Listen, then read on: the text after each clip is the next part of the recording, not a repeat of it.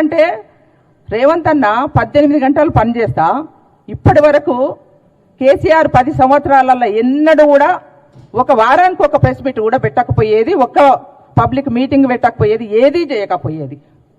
వాళ్ళ సొంత డబ్బే వాళ్ళు కొట్టుకునేది.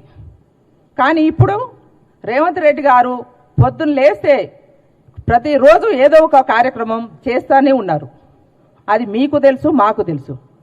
కానీ మా పార్టీలో ఉన్నోళ్ళే కొంతమంది, మరి ఆమె ఈరోజు మనం మాట్లాడాలనుకుంటే సుష్మిత పటేల్, ఆమె ఇంకా పటేల్ పటవారి వ్యవస్థ ఇంకా అట్లా కొనసాగుతుందన్న ఆమె ఊహల్లో ఉన్నట్టుంది అనిపిస్తుంది ఆమె మాటలు చూస్తుంటే.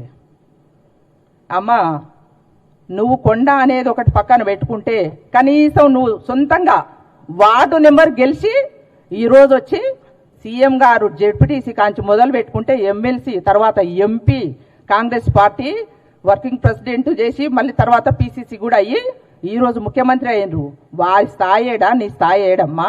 ఏం మాట్లాడుతున్నావు తల్లి? నువ్వు ఊరు మీద వదిలిపెట్టిన ఆంబోతులాగా సిగాలు ఊగుతున్నావు తల్లి. మైకుల ముందల విజిల్ వేస్తా ఉంటుంటే హుషారు వచ్చి ఏదేదో మాట్లాడుతున్నావు.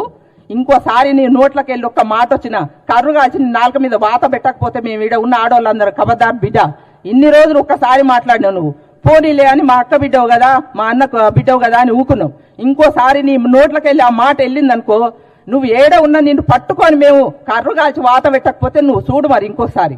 అసలు ఏమనుకుంటున్నావు అమ్మా? నీ స్థాయి ఏంది? నువ్వేంది అసలు? ఏం మాట్లాడుతున్నావు తల్లి? సోయిలో ఉన్నావా? ఏ మతిలో ఉండి మాట్లాడుతున్నావు నువ్వు? అసలు రేవంత్ రెడ్డి గారి నుంచి ఏకవచనం పెట్టి మాట్లాడతావు. మాకు ఏమన్నట్టు బీసీ కార్డు ముందలేసుకుంటావు. అమ్మ, నేను బీసీ తల్లి, నేను వడ్డెర బిడ్డని.